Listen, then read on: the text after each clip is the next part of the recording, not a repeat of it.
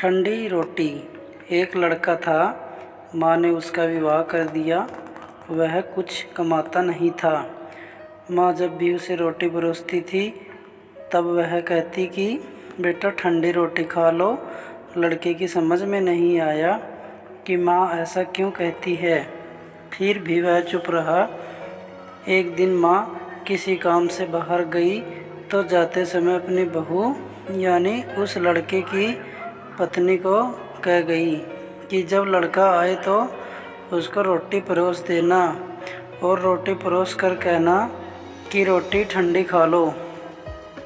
उसने अपने पति से वैसा ही कह दिया तो वह चिढ़ गया कि माँ तो कहती ही है और तू भी कहना सीख गई। वह अपनी स्त्री से बोला कि बता रोटी ठंडी कैसे हुई, रोटी भी गर्म है, दाल भात भी गर्म है, फिर तू ठंडी रोटी कैसे कहती है।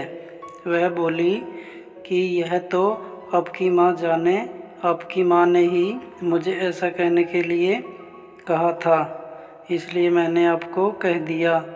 वह बोला कि मैं रोटी नहीं खाऊंगा, माँ तो कहती ही थी, तू भी सीख गई। माँ घर आई तो उसने बहू से पूछा कि क्या लड़के ने भोजन कर लिया। वह बोली कि उन्होंने तो भोजन किया ही नहीं, उल्टा नाराज़ हो गए।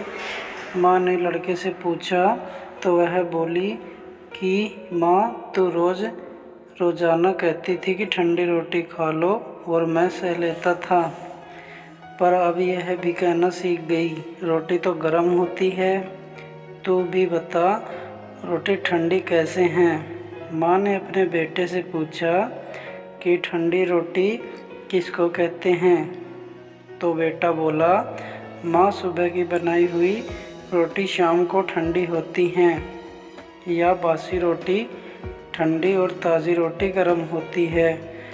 माँ ने कहा बेटा अब तो विचार करके देख, तेरे बाप की जो कमाई है वह ठंडी और बासी रोटी है, गरम ताज़ी रोटी तो तब होगी जब तू खुद कमा कर लाएगा। लड़का समझ गया और माँ से बोला कि अब मैं खुद कमा लूँगा और गरम रोटी खा लूँगा। इस कहानी से यह सीख मिलती है कि विवाह होने के बाद ठंडी रोटी नहीं खानी चाहिए और अपनी कमाई की रोटी नहीं खानी चाहिए। इसलिए विवाह तभी करना चाहिए जब स्त्री और बच्चों का पालन पोषण करने की ताकत हो। यह ताकत ना हो तो विवाह नहीं करना चाहिए।